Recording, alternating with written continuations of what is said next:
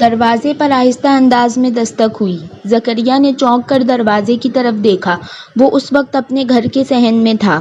گھر کے باقی افراد اندرونی حصے میں تھے۔ آہستہ سے دستک دینے کا مطلب تھا آنے والا نہیں چاہتا کہ اس کے آنے کی کسی کو خبر ہو۔ وہ دبے پاؤں اٹھا اور کچھ بولے بغیر دروازہ کھول دیا۔ باہر زابل کے والد کھڑے تھے۔ اس نے انہیں وہیں ٹھہرنے کا اشارہ کیا اور اندر آ کر ڈرائنگ روم کا دروازہ کھول دیا۔ دوسرے ہی لمحے زابل کے والد توقیر اندر آ گئے۔ انہوں نے دبی آواز میں کہا، السلام علیکم بیٹا زکریا۔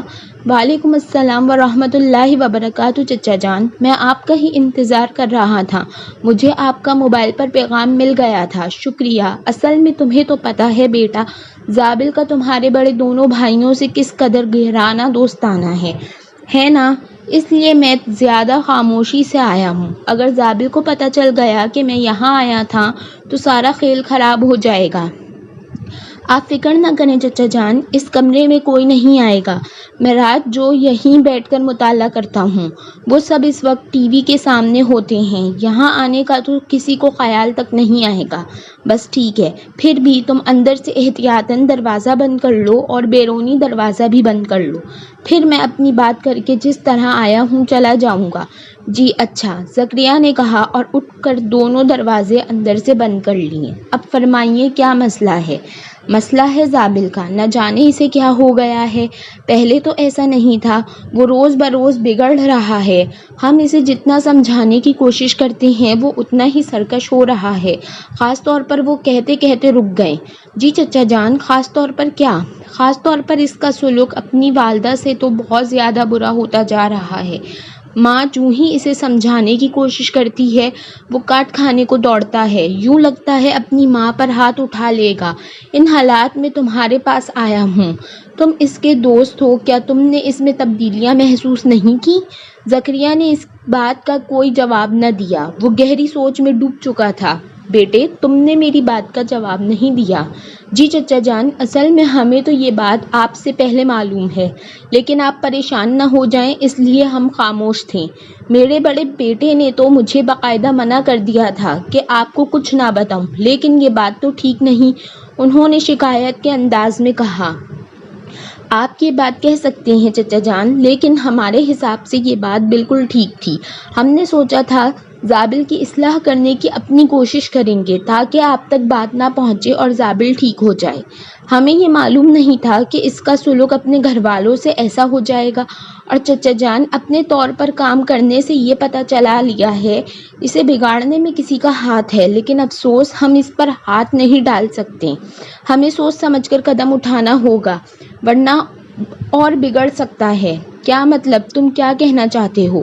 معاملہ ہمارے ہاتھ سے نکل چکا ہے چچا جان، اب وہ ہماری بھی نہیں سنتا۔ ہمیں جاننا یہ ہے کہ اسے آخر بگاڑ کون رہا ہے۔ اوہ، میں تو اس خیال میں تھا کہ تم لوگوں کی مدد سے اس کی اصلاح ہو سکتی ہے، لیکن معاملہ تو اس سے کہیں زیادہ بگڑ چکا ہے۔ اب کیا ہوگا؟ ہم تینوں اس معاملے پر غور کر رہے ہیں۔ آپ میرے بڑے بھائیوں کی طرف سے پریشان نہ ہوں، یہ معاملہ اب راز نہیں رہ گیا، انہیں بھی سب کچھ معلوم ہو چکا ہے۔ ہم انشاءاللہ 1-2 روز تک آپ کو یہ بتانے کے قابل ہو جائیں گے کہ اسے کون خراب کر رہا ہے۔ اوہ اچھا، اور پھر وہ چلے گئے۔ زکریا اپنے بھائیوں کے پاس آیا۔ اس نے انہیں زابل کے والد کے بارے میں بتایا۔ ہاں میاں، آج تم سے بات کرنے ہی والا تھا۔ میں نے اس نوجوان کا پتہ چلا لیا ہے جو اسے خراب کر رہا ہے۔ وہ ایک بہت ہی آوارہ لڑکا ہے، نشہ بھی کرتا ہے۔ بس ہمارا زابل اس کے جال میں آ گیا۔ ہم زابل کو اس کے چنگل سے تو نکال نہیں سکتے تھے، کیونکہ اس آوارہ لڑکے کے تعلقات اور بڑے بڑے آوارہ لڑکوں سے ہیں، اور اس طرح معاملہ ضرور بگڑ سکتا تھا۔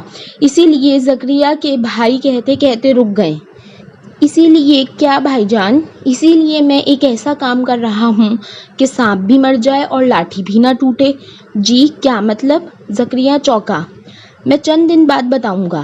چند دن گزرنے پر زکریا کے بڑے بھائی نے انہیں بتایا، زابل والا معاملہ سلجھ گیا ہے۔ اب تم زابل کے والد کو جا کر خبر سنا سکتے ہو کہ اب انشاءاللہ بہت جلد زابل معمول پر آ جائے گا۔ آخر کیسے بھائی جان؟ آپ نے کیا کیا ہے؟